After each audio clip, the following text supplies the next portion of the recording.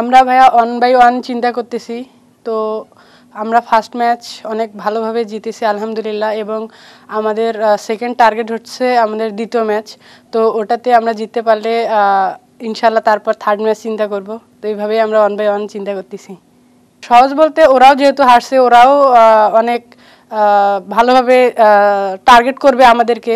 তো ওইভাবে আমাদেরকেও অনেক বেশিভাবে একটু চিন্তা করতে হবে যে ওরা কোন কোন দিক দিয়ে আর কি উইক বা কোন কোন দিক দিয়ে ভালো খেলতেছে, এদিকে একটু বেশি ফোকাস দিতে হবে। আমার কাছে মনে হচ্ছে ভাইয়া আমাদের যেহেতু আমাদের স্পিন অ্যাটাক বলেন, পেস অ্যাটাক বলেন, অনেক ভালো হচ্ছে আলহামদুলিল্লাহ।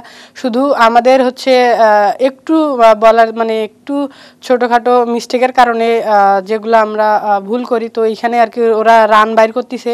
তো আমরা ইনশাল্লাহ নেক্সট ম্যাচে খুব ইজিলি খুব ভালোভাবে কামব্যাক করব।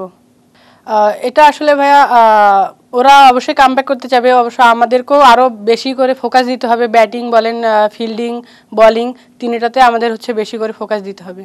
এটা তো ভাই অবশ্যই ভালো হতো, যেহেতু আমাদের হচ্ছে মিরপুর এটা হচ্ছে স্পিনিং উইকেট। তো আমার কাছে মনে হয় এখন টিম যা ভালো বুঝে, তো আলহামদুলিল্লাহ ভালোই হচ্ছে।